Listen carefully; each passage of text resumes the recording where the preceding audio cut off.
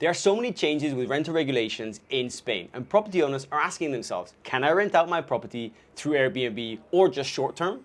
In this video, we break down the 2025 regulations, who's affected, and everything you need to know. Miguel, welcome back. Thank you very much. Miguel, it's great to have you back on the YouTube channel. Thank you very much, likewise. So Miguel, you're becoming a sort of known face to the High Homes YouTube channel, which is great. For those of the audience that don't know who Miguel Manzanares is, you are the founder of Manzanares, Abogados. Manzanares Abogados are property law specialists which work in Spain and have a very strong presence on the Costa del Sol. So Miguel, we brought you onto the channel because we wanted to talk about the new rental regulations in Spain. It's very messy.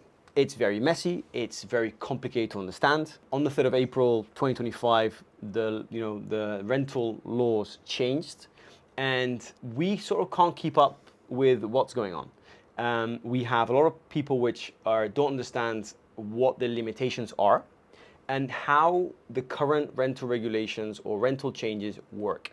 So can you start by outlining the major changes from the 3rd of April onwards? Yes, of course.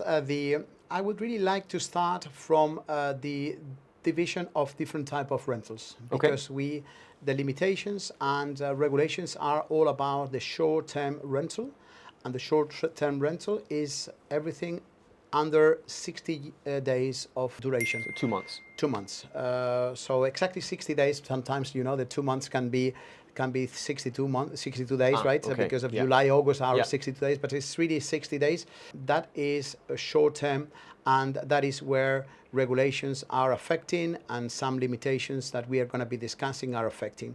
Everything above that level of rental doesn't have any regulations, doesn't have any limitations, and so therefore I say this because this kind of rental is also very popular in this region of Spain, because people are coming over to spend not just a very short vacation, but 3 months, 4 months, something like that, which is something that under this period of time the landlord doesn't have to face any limitations or regulations that are restricting in any way his possibility of renting out his property.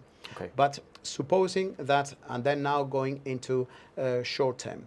The short term has been regulated for a long time and has been going through a certain evolution of different regulations are affecting. We got to talk about Andalucía. And in Andalucía, everybody that wanted to rent out the property had the obligation of registering his property himself in a Registro de Turismo de Andalucía, RTA. At the moment, after the 3rd of April 2025, certain extra responsibilities have to be met by the owners, especially the property has to comply with a certain requirements, and then you have to register your property in the RTA. You have to have, this is the most important, the express consent from the community of owners.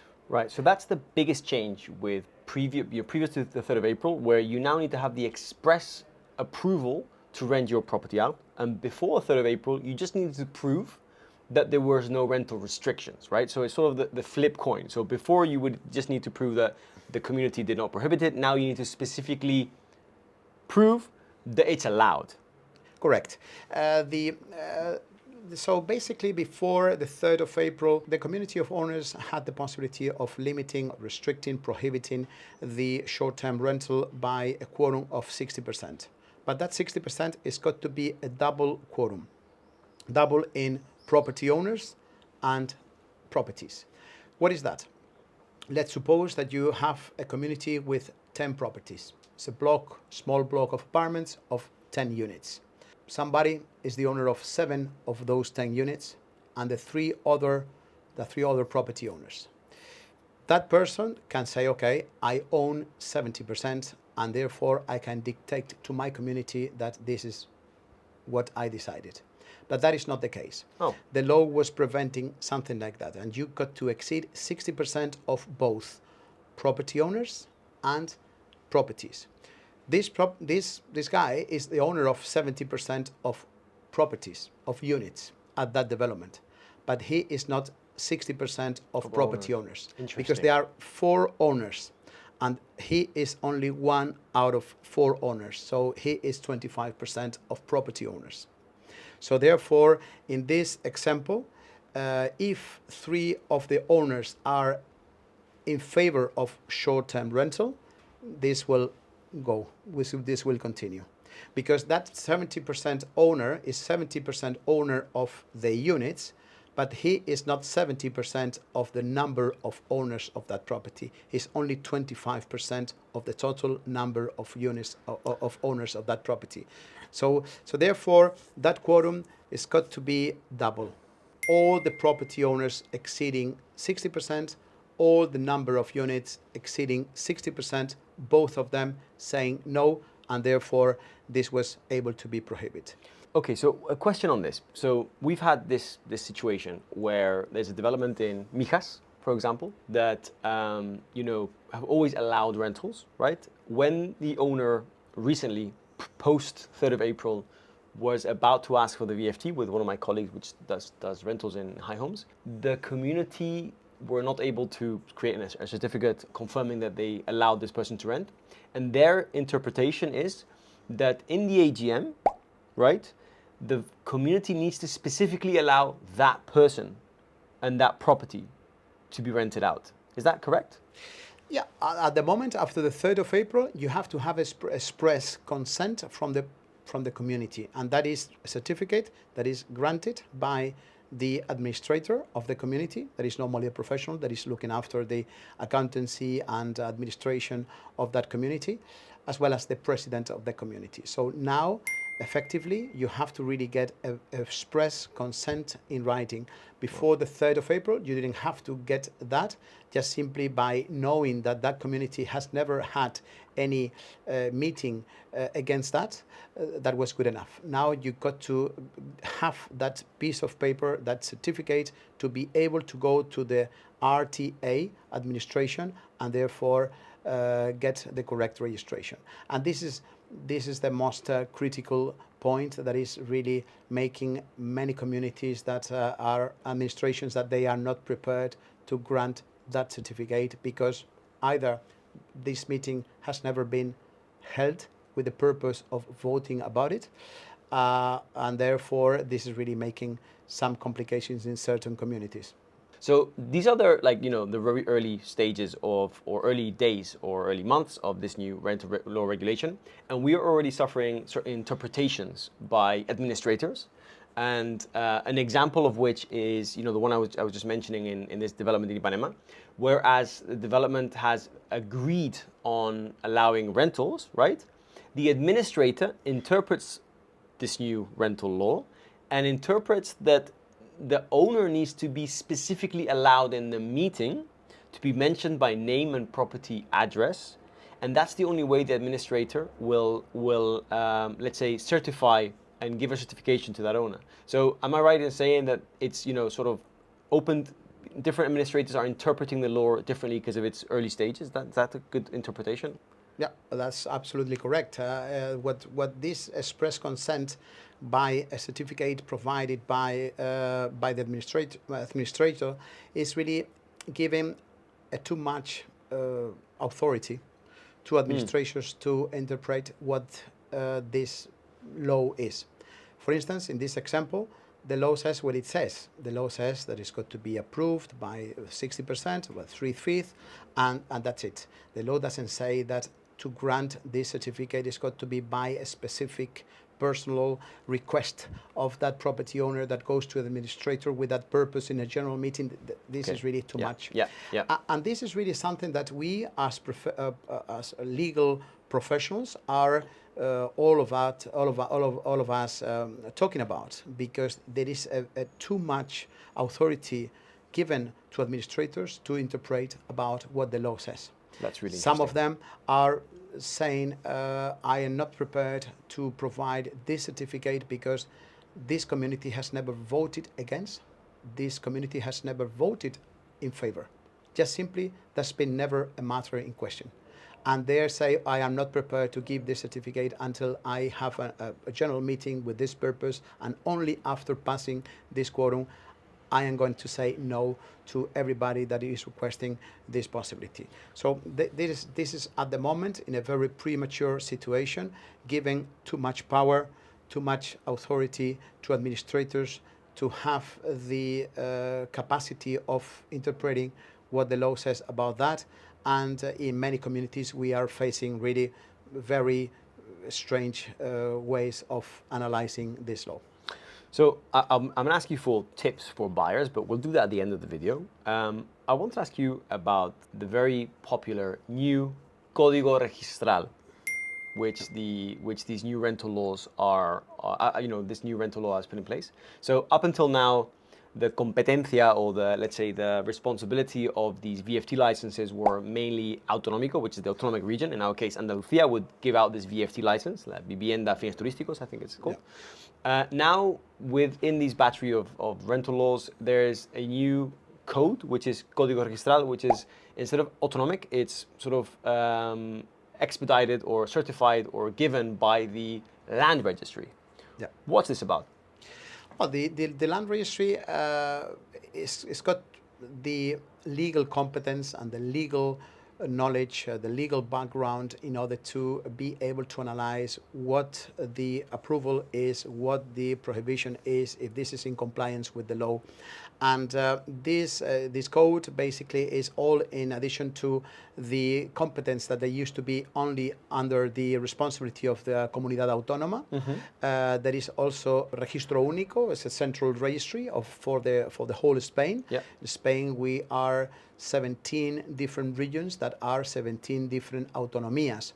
So all of them, 17, have to really approve their corresponding state regulations. We can say it's not a state, but it's an autonomía. Yeah. But just to give you this analogy, and but they all have to get a final registration of a Registro Único. And in this will the land registers play a role.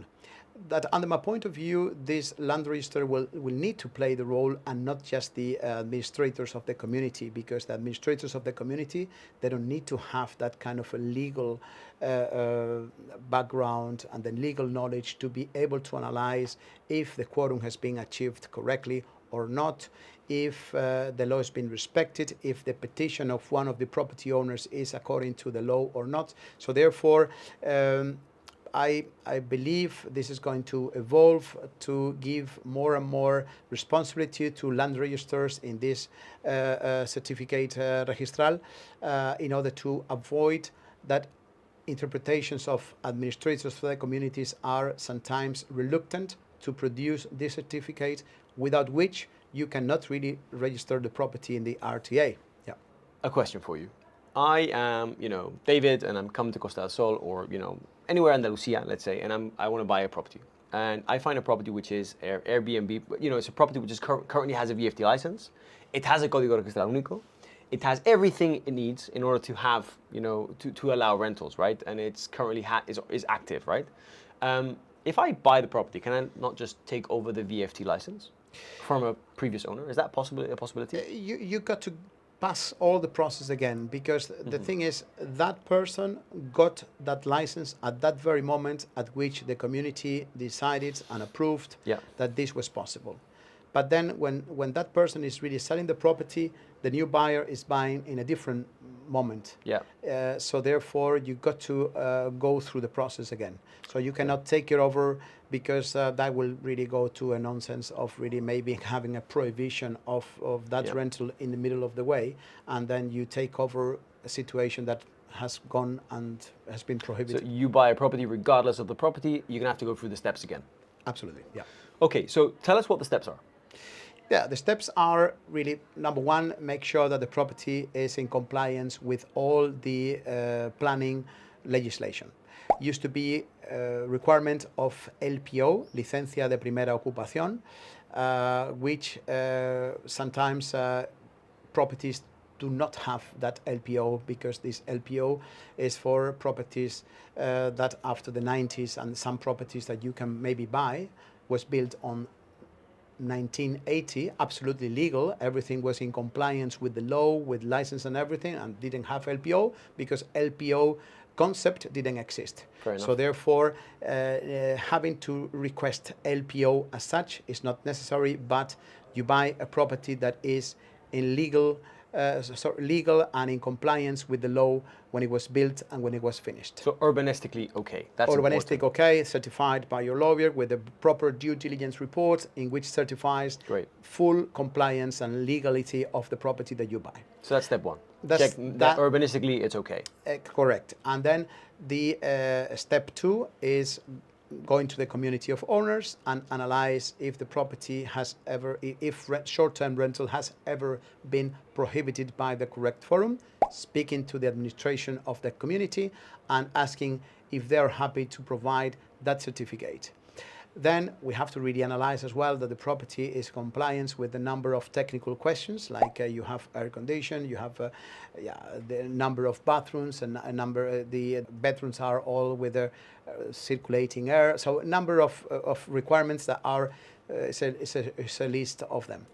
And therefore, you have access to the RTA and register. We can take care of that. That's really a telematic registration of that.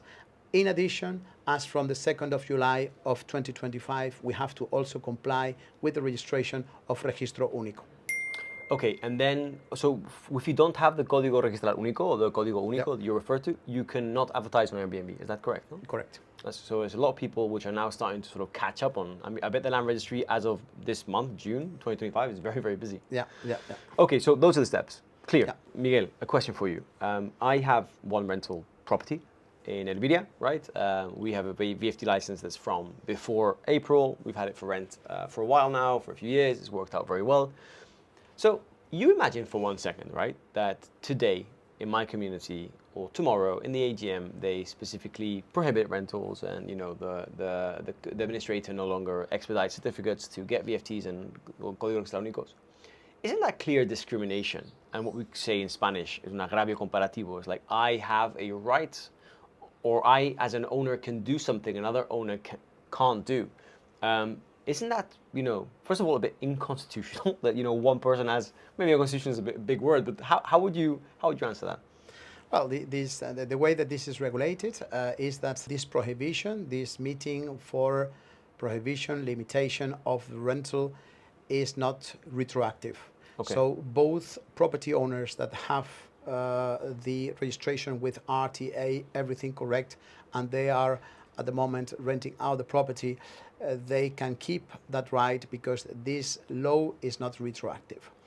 The thing is, now the community is having a general meeting and is prohibiting short-term rentals. You have a group of property owners that at that general meeting, they will be all together and say, you are in the group that those that can rent out, and I am in the group that I cannot rent out just because of that. So therefore, I can see the point, but at the same time, we have the principle of what we say seguridad jurídica, so it's a legal security. So you have to base your legal life on principles that have established you, have granted you the right of certain things. And you cannot create laws with retroactive effect because this is really giving you a very insecure situation. So yes, so like everything in life, sometimes you have the right to work, but the right to protest, and therefore, who's got really a bigger right? The right of protesting and forcing everybody else not to work, or your right to work and make sure that the protesters are not really against your constitutional right also of working. So yeah, this is really the way that the law is regulated, is passed, is by irretroactivity of the law, which means safeguarding the right of those property owners that correctly registered the property and they decided to buy that property because of renting out that property. They did everything correct. They got all the registration. They're renting out, and they cannot be taking away that right that the law gave those days when they decided to buy. Right, Miguel, thank you very much. I will just send a message to you guys. Thanks for watching. And like always, if you are interested in more videos like this one and want to stay posted with the best of the best, you can press that button, subscribe to the High Homes YouTube channel, press the bell so you're notified when videos like this come out. And if you have any questions for Miguel, his team, we're going to link his details in the description of this video. If you have any questions to us at High Homes, you can comment those below. We do get back to you. Maybe it's slow we wanted to, but we will get back to you. So do comment and interact with us. We love hearing what you guys are thinking about. And like always, until next time, hasta luego. Adiós.